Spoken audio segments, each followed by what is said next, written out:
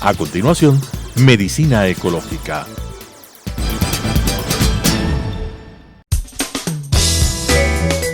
Clasificación A. Apto para todo público.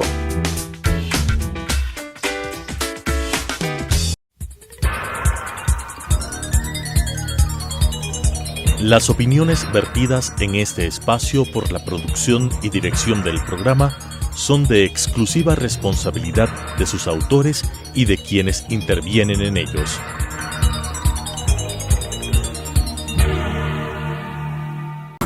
Telesucesos Canal 29 UHF presenta Medicina Ecológica, un nuevo enfoque de la salud pública diseñado especialmente para mejorar la salud de todos los habitantes en armonía con la naturaleza.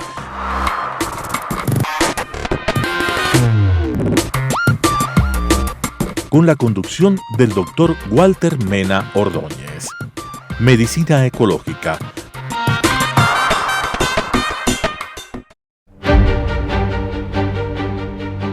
Hidalgo e Hidalgo. Ingeniería, construcción, mantenimiento y administración de infraestructura con excelencia, oportunidad y responsabilidad social, con elevados estándares de calidad, la preservación del medio ambiente, seguridad y la salud ocupacional, lo que nos ha permitido ser reconocidos como una empresa constructora líder en el mercado nacional e internacional, con excelencia en su modelo de gestión y procesos de innovación, mejorando la calidad de vida de sus trabajadores y generando bienestar a la sociedad. Hidalgo e Hidalgo, construyendo contigo el Ecuador desde hace más de medio siglo. Medicina Ecológica. Amigos televidentes, como siempre, es una satisfacción enorme para nosotros continuar con el programa Medicina Ecológica hacia un nuevo enfoque de la salud pública.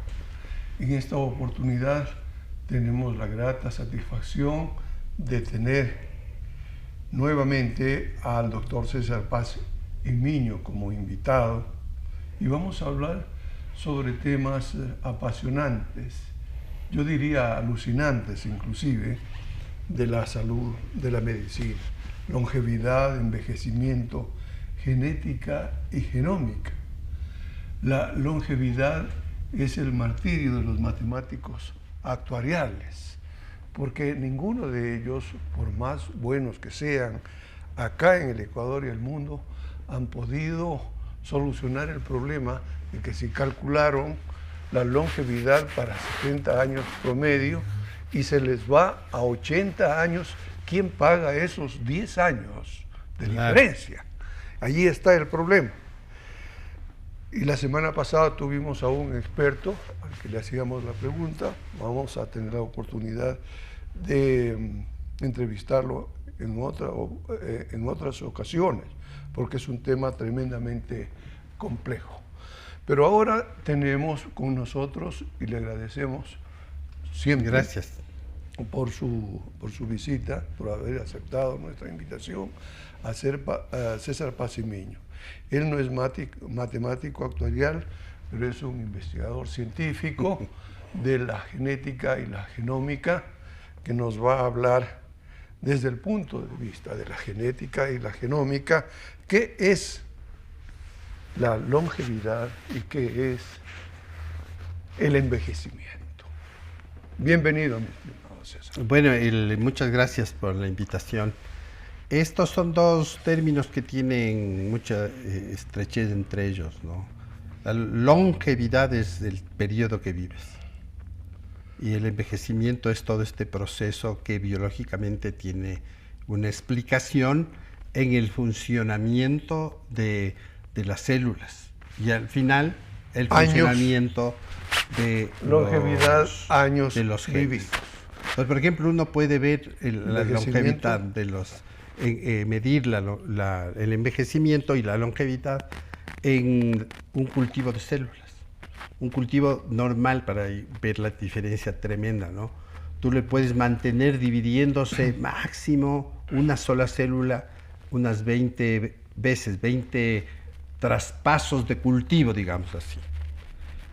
En cambio, una célula cancerosa que tiene descontrolado el tema de los límites de de longevidad y envejecimiento, en realidad puedes dividirle 200, 250 veces. Entonces, esto te hace sospechar que la base de estas dos formas de ver el tiempo de vida y cómo vas perdiendo capacidades a medida que pasa el tiempo, tienen que ver con cosas biológicas puras, con genética. Interrelacionadas estrechamente, ¿no es cierto? Ahora, explícanos, por favor, cómo históricamente la longevidad ha ido cambiando. Claro, en la historia tú ves que hemos ido cambiando de tiempos de vida, ¿no? Si hablamos de los años 1500, está más o menos por los 35 o 40 años el periodo de vida. Y si hablamos de la época actual, estamos en 75, 78 años los promedios de vida. Entonces, ¿qué ocurrió en este paso de 1500 hasta el año 2000? Bueno, han pasado para mí dos cosas importantes que están bien referenciadas y estudiadas. Primero, la mejor calidad de vida. O sea, el tema de los servicios que las sociedades han dado a las personas, a los estados han dado a las personas, hacen que tu forma de vivir sea más sana, sin tanta exposición a agentes genotóxicos, que tu alimentación sea buena, que el mismo hecho de tener mejores condiciones, tienes menos riesgo de enfermarte.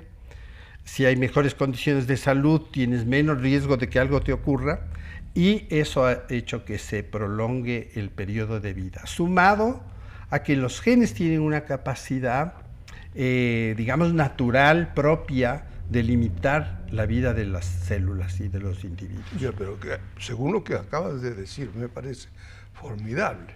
Es el hombre del medio ambiente. Exactamente. Los genes prolongan la vida de la gente porque han recibido beneficios, digamos, del exterior. Y se seleccionan los mejores, digamos así.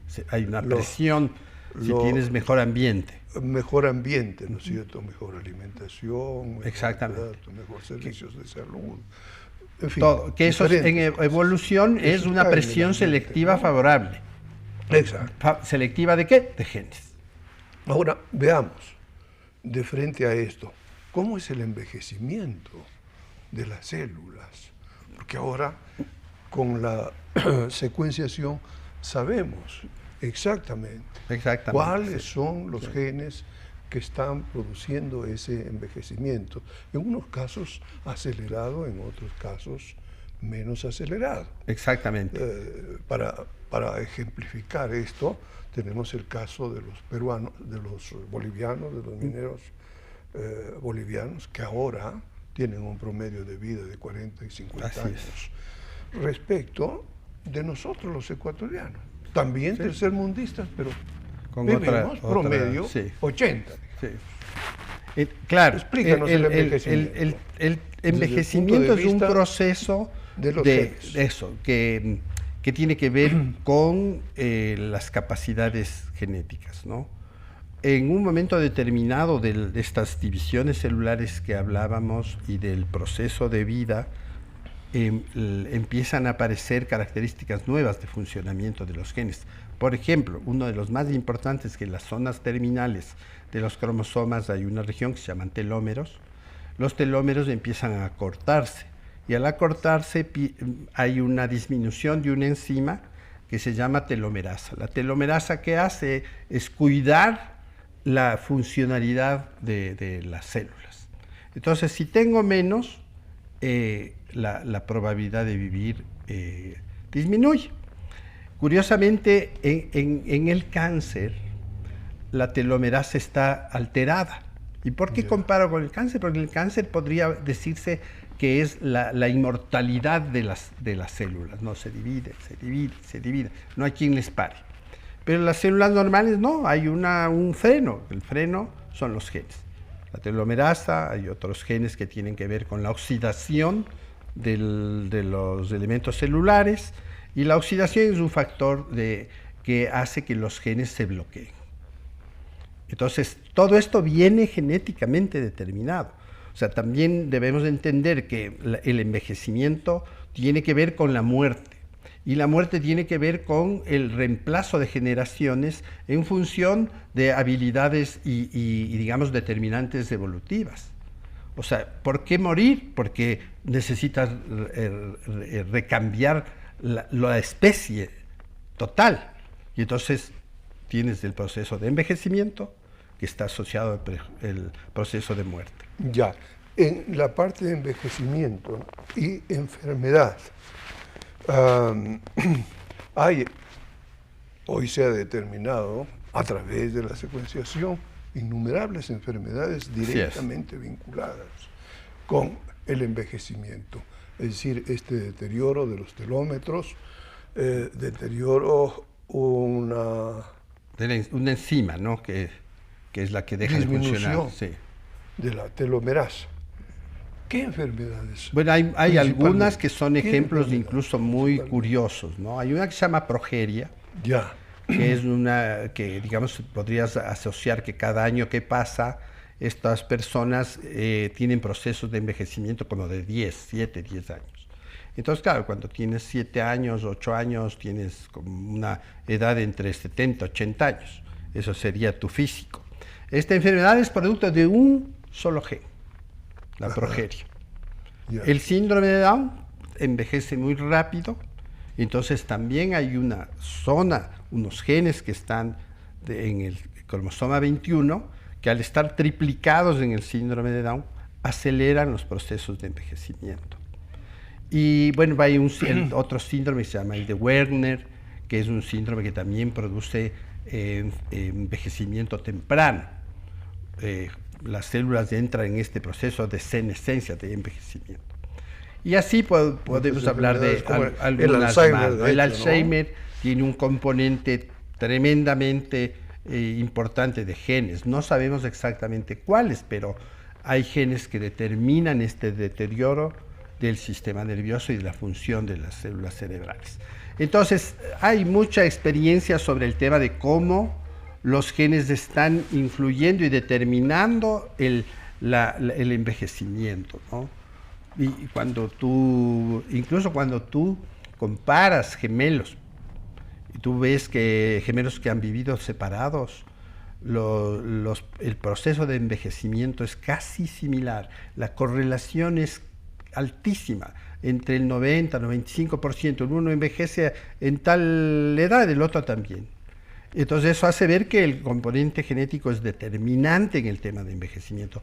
Padres más longevos tienen hijos más longevos. Poblaciones longevas se mantienen en el mundo, como ejemplo, Vilcabamba, por ejemplo. En Japón hay otra población que también tiene esta cualidad de tener una mejor adaptación al envejecimiento y tienen poblaciones más viejas, ¿no? Probablemente ahí solo una cosita, es que es importante lo que tú dijiste, la relación de los genes con el ambiente. O sea, si yo tengo buenos genes y tengo un ambiente desastroso, probablemente esos genes tengan pocas posibilidades de manifestarse como más viejos, digamos así. Correcto. Pero si tengo buen ambiente y buenos servicios, digamos, que ha creado la sociedad, tengo mejores posibilidades. César, aquí viene una pregunta, claro, que está en el campo de las posibilidades, ¿no es cierto? Me refiero al método CRISPR. Si tenemos una enfermedad, como tú la señalas, ¿no es cierto?, basada en genes degenerados, diríamos, venimos con la tijerita. Exactamente. Cortamos ese gene, lo reemplazamos y solucionamos. Eso es el punto de vista teórico. Pero, ¿qué tal si nos referimos a la longevidad como algo que es posible cambiar, ¿no es cierto?, mediante... Sí, manipulación genética. Manipulación genética. Bueno, de hecho sí. O sea, esa es una de las metas que tienen muchos investigadores en genética, encontrar el gen del envejecimiento y la longevidad. que es tremendamente importante sería, ¿no?, quien tenga esa opción. El tema aquí pasa por muchas cuestiones de diferencias, ¿no? Las diferencias incluso de sociales. Si es que nosotros tenemos que las técnicas y como está estructurada la medicina y la ciencia actualmente pasa por tus posibilidades económicas, el uso de las técnicas de no envejecimiento también serían discriminatorias. Hace poquito apareció una noticia que podríamos tener la posibilidad de manipular genéticamente individuos que puedan vivir miles de años. Un poco exagerado, pero es una noticia científica. Dice, tenemos la posibilidad, podemos hacer eso. Entonces ahí viene otra vez el tema ético, ¿no? Ético-social. Dices, bueno, ¿y quién será el seleccionado para vivir miles de años? ¿Y quién no? ¿Y qué espacios van a ocupar las personas que vivan tanto tiempo? Entonces, el tema de la longevidad, vuelvo al tema natural, y el envejecimiento y la muerte es una necesidad biológica. Entonces no podemos tener una opción de ser longevos por siempre, digamos así, porque estamos atentando con la propia estructura de la especie. Claro, entonces, ahí entramos en el terreno de la filosofía. Entonces, pero eso se basa... ¿Quién quiere vivir toda la vida? Y además, en eso se basa la opción de poder manipular los genes. Si tengo esa posibilidad, entonces los humanos somos caprichosos en la tecnología y decimos, bueno, pues usemos. Si puedo vivir 1000 años, qué bien. Pero viene todo este otro componente, ¿no? Entonces yo me apego más al tema biológico puro, que es la necesidad del intercambio de la especie con las generaciones nuevas. Yo al inicio decía, no vamos a tratar el asunto de la longevidad y el envejecimiento con un matemático actuarial, pero volviendo a la realidad o aterrizando en los problemas concretos que tenemos en el Ecuador, ¿cuál es tu parecer respecto de la necesidad que se impone, me parece, de aumentar la edad de jubilación en los ecuatorianos, con el objeto de hacer posible, viable, el seguro de pensiones? Bueno, yo estoy en el momento exacto de mi vida de jubilación. Pienso que tienes un derecho, que después de haber trabajado 45 años, dices, tengo un derecho de que la sociedad me proteja a través de un seguro que he aportado todo este tiempo. Creo que desde el punto de vista médico, porque como soy médico, tengo que brindar las mejores posibilidades de atención a las personas que sobrepasen los 65 años como están ahora. Si es que hablo desde el punto de vista de política de salud pública, creo que el Estado no solo que tiene que cuidar a sus personal más de 65 años, sino que la seguridad social debe ser social, como es en otros países como Inglaterra, Canadá, Israel, Italia, etcétera, que tienes la seguridad tú como individuo durante toda tu vida.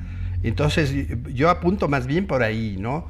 Y luego si tú ves el tema de cómo está, nadie nos ha aclarado también el tema de cómo están las deudas, ¿no es cierto?, del seguro, quién debe, quién no debe. Ahí se mandó una cifra astronómica de $3.000 millones de evasión de pagos del Seguro Social. Entonces, claro, el tema del tinte político que pueda tener esta cuestión, que la genética de pronto está metida por el tema del envejecimiento, dices, trae una problemática social que tenemos que evaluarle de acuerdo también al movimiento social. O sea, si me elevan la posibilidad de jubilarme más tarde, tienen que darme las facilidades de trabajar más tarde. Y entonces esa es una opción, una cuestión que ahora mismo no la vemos. Una persona de 60 años tiene poca posibilidad de encontrar trabajo, peor una de 65, y estamos hablando de aumentar. Entonces, si las sociedades son suficientemente capaces de a sus individuos que genéticamente o porque tu ambiente te dio la posibilidad de vivir más, la sociedad debe protegerte. Entonces yo al menos el tema de subir la edad, dices, ya, muy bien, pero soluciona otras cosas primero, la deuda del seguro, soluciona el tema de atención médica, el tema de insumos y toda esta cuestión que está en problemas. Entonces, claro, como un beneficiario del seguro social, protejo el seguro social. Y no solo eso, sino que tiene que ser universal.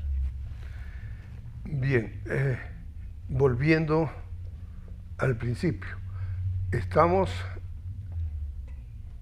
exactamente, ¿no es cierto?, en el punto en el que tenemos que decidir si continuamos con este seguro social o olvidarnos que tenemos un seguro social, porque según los matemáticos actuariales, pues solamente tenemos 3 años de chance. Las reservas no dan para más. Pero cobren a los que no han pagado. Ahora, una de las posibilidades que se ha planteado es que sea un seguro social exclusivamente para las pensiones y en un sistema nacional de salud de cobertura universal que ampare a todos los ecuatorianos. A todos, así debe ser. Con el dinero que pagamos, ¿no es cierto?, todos, por salud, y el dinero que tiene que aportar el Estado, que finalmente es nuestro propio dinero. Exacto, pues, a través entregado de los impuestos a los gobernantes, ¿no es cierto?, a través de los impuestos y que los pagamos. que somos trabajadores sí pagamos, hay otros que no pagan. Y entonces ahí viene otra pregunta que también sale de la genética y la genómica. ¿Cuál es tu punto de vista respecto de un sistema nacional de cobertura? Sí, yo ya dije que yo viví en España, conozco el sistema europeo de salud italiano, en Canadá también lo he visto, en Inglaterra igual lo he visto, que es un sistema global de atención, ¿no? Israel también tiene lo mismo, para no hablar de países que uno nombra y les da miedo, pero estos países son la punta del desarrollo del sistema neoliberal, capitalista, como quieras llamar. Entonces, nosotros como un país que tiene unas riquezas espectaculares en recursos, etcétera, tenemos la posibilidad de proteger a toda la gente. Eso tiene que ocurrir. O sea, el Estado tiene que protegerte con todos los medios que pueda. Y para eso tiene que hacer cumplir las leyes. O sea, pago de impuestos, los que pagamos de impuestos tenemos que pagar los impuestos. Pero no puedes evadir los impuestos, porque eso va en repercusión de la gente. Si yo no pago y tengo una deuda de $2.000 millones que no he pagado de impuesto a la renta, no puedo decir, bueno, ya páguenme lo que sea. No, tengo que decir, ustedes me deben esto y esto tienen que pagarme y a tiempo. Entonces eso hace que la gente esté protegida. Entonces, desde el punto de vista de salud pública, por supuesto que tenemos que tener un sistema de cobertura total de la sociedad. Y cuando tú eres genetista y ves que hay muchas cuestiones de genética que están involucradas en el tema salud y enfermedad, es mandatorio que tengamos un sistema también de conocer nuestros genes, conocer nuestro genoma para tener política pública a través de lo que vamos descubriendo con el genoma. Y eso creo que es trascendente para cualquier plan de salud. Supongamos en riesgo, si yo sé que tengo genes de envejecimiento temprano, debería tener una posibilidad de mejorar mis opciones de atención de salud. Pero si yo tengo un gen de buena salud, pero me meto tabaco, me meto drogas que se hace por aspiración, me daño los pulmones, el trato a las personas que tienen esta opción de contacto con tóxicos debería ser diferente al que no tenga contacto con tóxicos. Y en otros países se está tendiendo a que las personas que, sabiendo que hay un riesgo, consumen cuestiones riesgosas, tienen que hacer aportes diferentes a la seguridad social. Entonces, tenemos que empezar a organizarnos, y en este país somos difíciles para organizarnos. Pero pienso que debe haber un sistema de salud común, total, para todos. Es importante escuchar de un investigador científico referirse en términos muy concretos a las salidas que podemos tener en la seguridad social. Y lo que me queda claro, ¿no es cierto?, es que deben asegurarse las pensiones para quienes han dejado su vida en el trabajo, cualquiera que éste haya sido. Pero dignas además, ¿no? Pensiones dignas. Pensiones dignas. Y por otro lado, la necesidad de que todos los ecuatorianos tengamos acceso a la salud y acceso de calidad. De calidad y la mejor, moderna, etcétera. De cobertura universal que tenga en cuenta una filosofía, como lo hemos dicho aquí, principios que estén enmarcadas en una política, leyes y reglamentos adecuados, que haya un modelo de salud acorde con las necesidades del país, donde se privilegie la atención primaria de salud, un modelo de salud también, no como contraparte, sino complementario por parte de la sociedad civil organizada, los recursos necesarios, recursos materiales, recursos de infraestructura, la relación con el medio ambiente. Así es. Y ahí viene la medicina ecológica. Con insistencia. Ya nos han dicho que se nos ha terminado el tiempo, pero yo quisiera terminar con esto. Esta relación importantísima de todos los individuos con el medio ambiente. Así es. Mejor ambiente, mejor salud.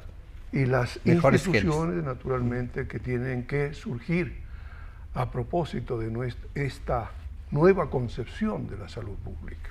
Así es. Es gratísimo, como siempre, conversar contigo, mi estimado César. Gracias. Te agradezco por haber aceptado una vez más nuestra invitación. A ustedes, nuestro público, y a nuestros auspiciantes Hidalgo Constructores. Medicina ecológica. Hidalgo e Hidalgo. Ingeniería, construcción, mantenimiento y administración de infraestructura con excelencia, oportunidad y responsabilidad social, con elevados estándares de calidad, la preservación del medio ambiente, seguridad y la salud ocupacional, lo que nos ha permitido ser reconocidos como una empresa constructora líder en el mercado nacional e internacional, con excelencia en su modelo de gestión y procesos de innovación, mejorando la calidad de vida de sus trabajadores y generando bienestar a la sociedad. Hidalgo e Hidalgo, construyendo contigo el Ecuador desde hace más de medio siglo.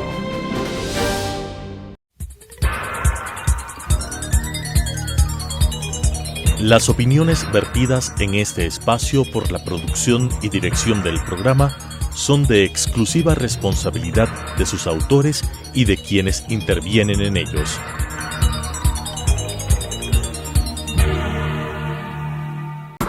Telesucesos Canal 29 UHF presentó Medicina Ecológica, un nuevo enfoque de la salud pública diseñado especialmente para mejorar la salud de todos los habitantes en armonía con la naturaleza.